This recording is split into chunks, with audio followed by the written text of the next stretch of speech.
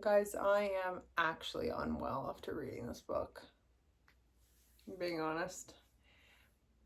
I feel like I'm recovering. Oh, hey everyone. Welcome back to my channel. For those of you who don't know, my name is Tamara, and I did what I said I was going to do in my last video, and we have started the Crescent City universe, which is this first book, House of Earth and Blood. I actually just finished this. Like per usual, I just finished it and I hop right away to give you my reaction. And as you can tell, with me right now, I am very emotional about this one. It's so embarrassing because it's not like something like truly sad happened. It's literally, I was watery-eyed for most of the, I'm probably going to say last third of this book, out of just awe. I was in awe.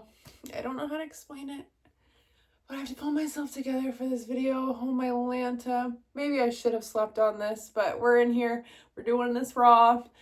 Okay, guys. For those of you who don't know, these are spoiler talk reviews, guys.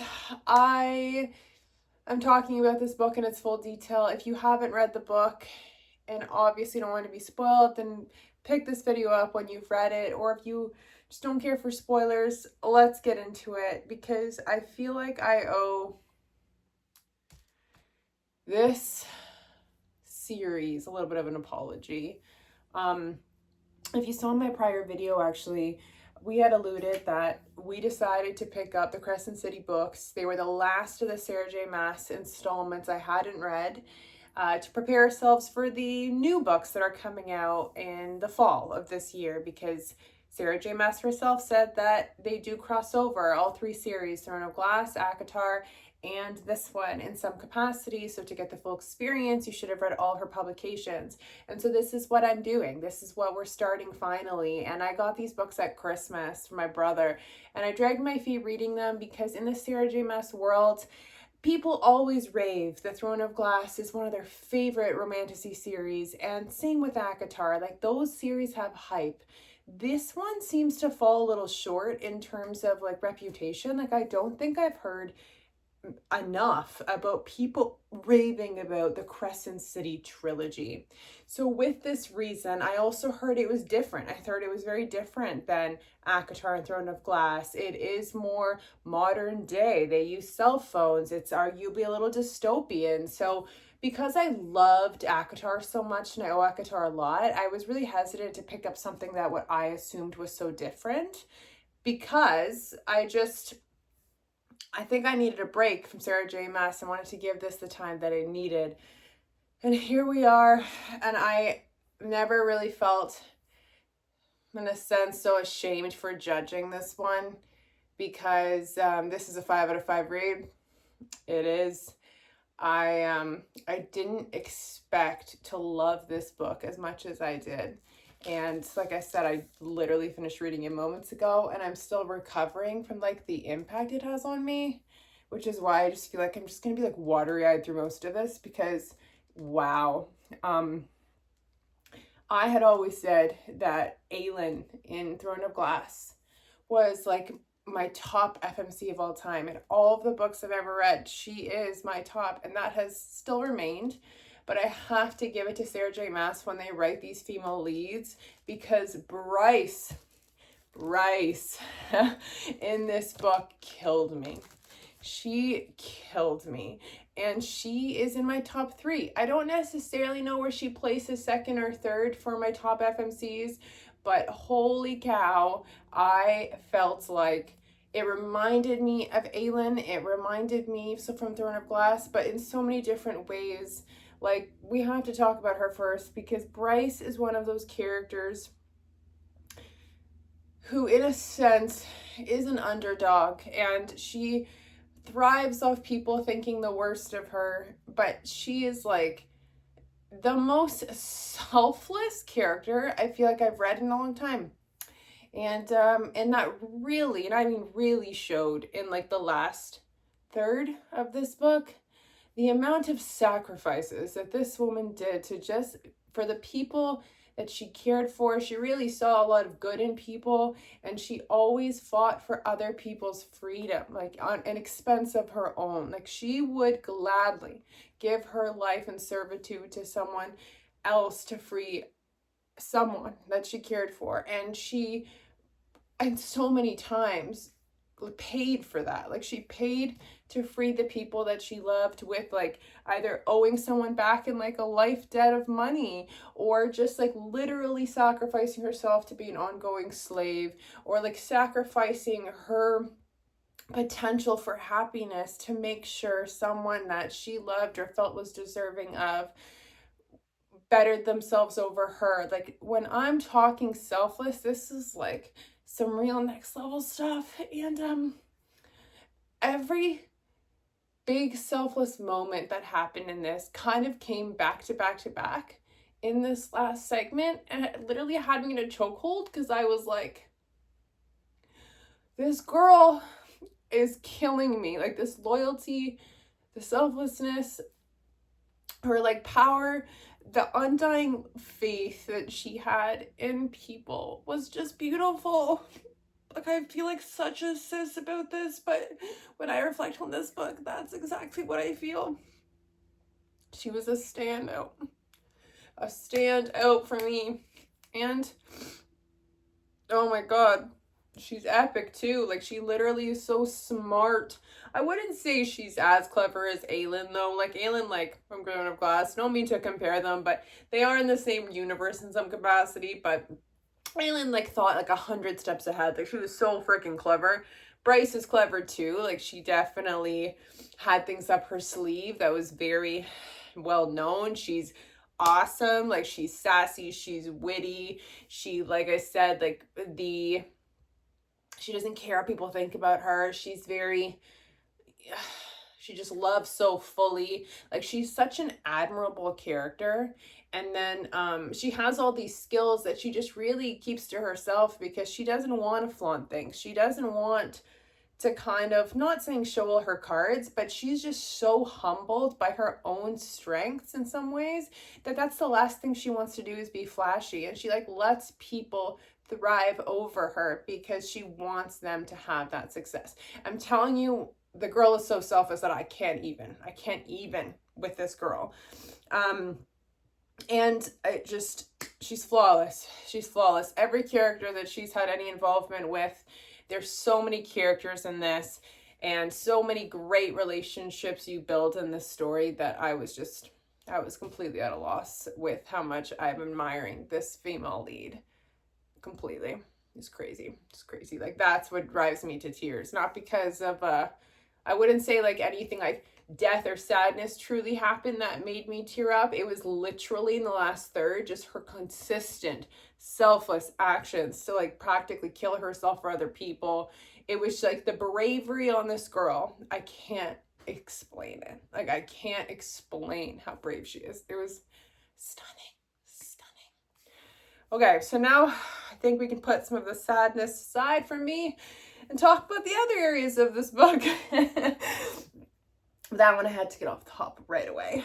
But the other areas, this book, like I said, I feel like I owed an apology. Like the world building, the dystopianness, the differences in terms of like how these stories are. I think this was really cool. I actually really enjoy the different houses and like the different little legends you get at the beginning of the book and the different caliber of fae versus humans. Like Bryce is a half fae. And then also they give you a lot of history about humans versus fae. And then also like demon hunters like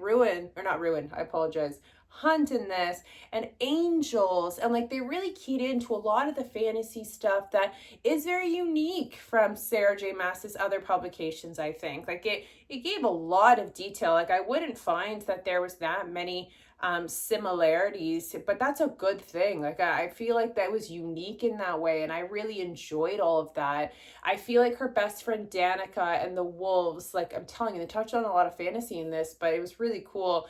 Danica, right away when this book started, and the introduction to Danica and the wolves and her best friend mentality with Bryce, and never feeling like she's like that she's less than people because she's half fae, was just really, it was sweet. I absolutely loved Danica. I love the impact throughout the story of this book, even though Danica passed pretty early on in the story. But I will admit, as much as it broke my heart that Danica passed when she did, the story really picked up from there though, because this book kind of underlies the mystery of Danica, how she died, she was murdered, and then it kind of unravels other sub-mysteries about this drug, about this horn, this ancient artifact, all of these subplots in some sense all tied together. So this book was really led with this mystery in addition to trying to solve this mystery. We got a lot of world building. We had a lot of people along the way, and it was really cool. I feel like they paced it out really well.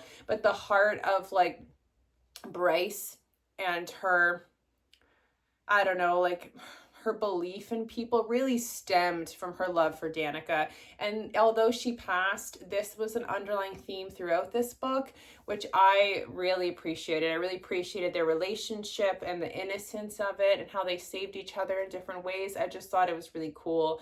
But I have to say, Ruin, her brother, I knew of this name. Like prior to picking up this book series, I had heard of two names only, Bryce and Ruin, and that's it. I saw some fan art of Ruin before and Bryce, so I knew who they were. Did I know they were siblings? No, I had no clue. So when that started and I realized who Ruin was to the story and it was her sibling, I feel like that warmed my heart because that relationship is a different level of innocence, and their back and forth, his protectiveness of her, him trying to make things up to her, and him consistently being by her side, although like her father, one who actually sired her is what she likes to say, is kind of a dick in this. But Ruin never has been really, and he's always been there. And I feel like their relationship was really entertaining to me. He was protective of her when she was, you know, getting close to her love interest, who we'll talk about in a second as well. I just really enjoyed Ruin. I enjoyed Ruin's vulnerability, like when it revealed all of these things that Bryce selflessly kind of sacrificed for Ruin's benefit and how much she loves him. And that was kind of a big reveal at the end because she doesn't like talking about her feelings. She bottles things up like we all do. And I feel like seeing Ruin's reactions and crumble and just belief in her strength so much throughout this entire book. Like I feel like he had this underlying admiration for how badass Bryce can be and how he always believed in his sister, although she's difficult sometimes. I love Ruin. I absolutely love Ruin. He is actually, besides Bryce, my second favorite character. I really enjoy him, and I did see some fan art that he gets a love interest at some point. I don't know who that person is. I heard the name. I've obviously heard Lydia before in this book. They mentioned it, but I know a little bit about this fan art. That's all I got. So I'm happy that Ruin seemingly gets a love interest because he's my second favorite person, and I'm so excited. His reaction to everything that unraveled at the end of this book with Bryce, the revelations, her fighting off Micah at the very end, and like him just so concerned, so worried for her well-being, so obsessively wanting to save her. It was just such a pure sibling relationship. I loved it. I absolutely loved it. And it just like, again, him realizing everything Bryce has done and their relationship coming to a full recognition and them crying and holding each other at the end was beautiful. I argue it's actually even more beautiful than Hunt and Bryce. So let's talk about Hunt, because Hunt is her love interest. Hunt, for me, their relationship was very entertaining. It was obviously like intended to be somewhat enemies to lovers with their back and forth, but not true enemies to lovers. They don't hate each other really. They just really have this little spat that goes back and forth. So I wouldn't really call it enemies to lovers. But their relationship was entertaining. It was playful. It was clear that Hunt did not know how to control this woman. Bryce can't be controlled. She's so sassy, and it was really funny. He clearly had his work cut out for him, and this is a man who's fought every demon in existence, it seems, and people like shudder when he's around. Like it was funny. It was really funny to see their relationship and to see it trickle away. It was slow burn. It's incredibly slow burn. It's not like they had an intimate moment really in this book. I would say in terms of chili peppers, this is like a green bell pepper in this book, truly. I have a feeling intimacy and those kind of spicy scenes happen maybe in the later parts of the other books. But yeah, so like you really got a lot of them getting to know each other, their characters being separate, and then obviously them together. And they really slow burned it well with like him moving in with her, and then like some of their bickering and stuff like that. I loved it. I thought it was really well paced. It had me going. I was very interested when like they kissed for the first time. And also there was a scene in this where Bryce, wherein like, sorry, not Bryce, in Hunt's vulnerability of like doing this job that he's really good at killing, but you can tell he doesn't love to kill. It doesn't give him any enjoyment. He's doing it because he needs to, because he's a slave in some capacity. When he reacted and came back to the apartment where Bryce is concerned and waiting for him, and he was like fully in a steaming hot shower, burning himself, but because he has regenerative properties, he can heal really quick. So he's consistently putting himself in pain to almost, you know, feel the pain of the lives he just took from all these people he had to kill because of his line of work, and just like that regret and just that feeling. And then Bryce was there to like wash him and like bring him back to a place where he wasn't shuddering with his own self-regret. That vulnerability in that scene was probably my favorite scene from them. I truly, like, they were there for each other in many ways in this book, but that one really stood out. Like she really was there for him with minimal words, but was just present to catch him when he was down. And I thought it was a beautiful scene. That scene was probably my literal favorite for those two.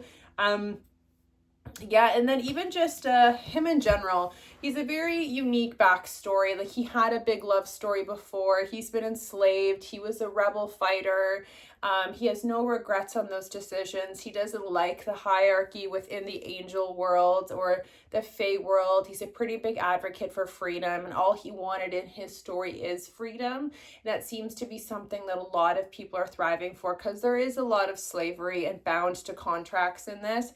And that's what I mean by Bryce's involvement. She quite literally has tried to free every character in here that we've known to be a slave or to be, who have been belittled. Like they stand out, and Bryce tries to like sacrifice herself to free these creatures and these people. It's really admirable, and Hunt is one of them. She tries to save him in ways that are pretty huge, and it's great. It's really like just great to see that segue. There is a scene in here with Hunt that like at a part of this, like there's a mystery in this, trying to figure out who killed Danica and her pack of wolves, all that stuff. But there is a part in here where Hunt kind of went a little rogue and had a secret alternative plan to kill all of his suppressors by obtaining this drug. And like he firmly seemed to believe he understood who killed Danica and the big mystery of this book. And when that was revealed, not gonna lie, that whole sequence for me, I didn't buy it. Like when they were firmly trying to convince us that Danica's just a druggie and all of these things, kind of almost like smudging her name in a way that like makes it seem like all of the faith Bryce put in Danica is misplaced, because she really talks her up to be a very admirable character who always stood up for those who didn't have a voice, like Danica and her pack. That's what they're known for. And they kind of besmudged that quite a bit with that whole reveal when Hunt was very adamant, along with Micah, that they knew the truth of the situation, and they made Bryce feel like that too. And that one's kind of hard for me to read, because I'm like, this isn't true. And it definitely wasn't true. Like there was the big reveal that Micah was responsible for everything. They caught it on video. Bryce was fighting for her life, trying to get out of a near-death situation with Micah. She killed him. She got her revenge for Danica. But literally that whole sequence of when they went to the summit, so pretty much actually when Hunt got arrested to the end of then the book, is probably where I was like on the edge of my seat the most, because I feel like it just went so quick paced. bam, bam, bam, bam. And other people had died in this book too as part of the mystery. So it really kept you on your toes to try and figure out yourself. I kind of thought it was Micah when I realized that Micah was the one that she technically saved in that alleyway. I was kind of like, I feel like he planted this seed and he's the most, because he's a victim, no one would suspect him. So I was pretty happy with myself when they revealed that it was Micah behind everything. I was like, that is good. So in a sense, it's predictable, but I enjoyed it still. I really enjoyed the journey the whole time. I enjoyed her relationship with her boss, even though it's a little bitter, but at the same time, loved it. The allies she meets working with her boss, like we did lose a character who is I think it's called like a sprite in this, like not a spirit, but a sprite. And it's like a little kind of fairy looking creature. I had to Google what it looked like because I had to give myself a visual. But she kind of worked in the library with Bryce on their downtime. And this character sacrificed itself to give Bryce a moment to flee and gain the advantage to kill Micah, and died in the process. And that one killed me. That one I actually did tear up, but I was already tearing at that point because Bryce had also revealed that character was a slave, and Bryce had revealed that she paid for her freedom. And so that character was now free, and that was a subject throughout the book, that the character was longing to be free. So it was super, super sentimental. And then the character said that she already knew that she was free. She figured it out, like what Bryce had did to her, like for her, and now let her pay the favor and pretty much give Bryce a chance. It was really, really sweet. It was really, really sweet. And there's so many parts in this book that truly killed me. There's also a part with the actual, like her father, who's the king. He had a little bit of a sentimental moment with her too, which I don't think I was expecting. And it did do something to me. It made me shift a little bit because I'm like, oh wait, like is he actually a big of an asshole as we're trying to make it out to be?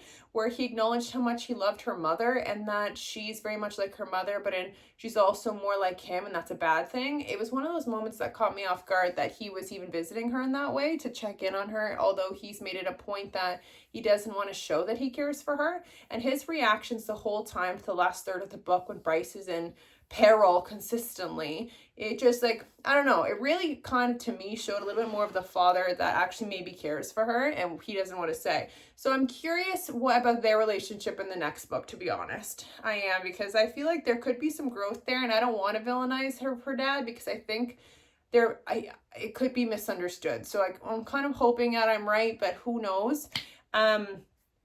In general, because this book was such a strong start, and there's 3 of them, meaning this one and 2 more, I am concerned for the next one. I would have been completely happy if this was a standalone because it was that great. It ended on a happy note too. Everyone was okay. Like, it was just a beautiful ending. Danica came back in ghost form. There was a lot of closure. Like, it was just a stunning way to end this book. And I'm worried now for book 2 and 3. I don't think it can be comparable to this one. And I have heard that in some senses by the 3rd one, it's not that great. So I'm a little worried, guys. I'm worried, but I'm going to keep reading it. And we're going to hope for the best. But like I said, this book really surprised me. And I just feel bad I didn't read it sooner. But until next time, guys, bye.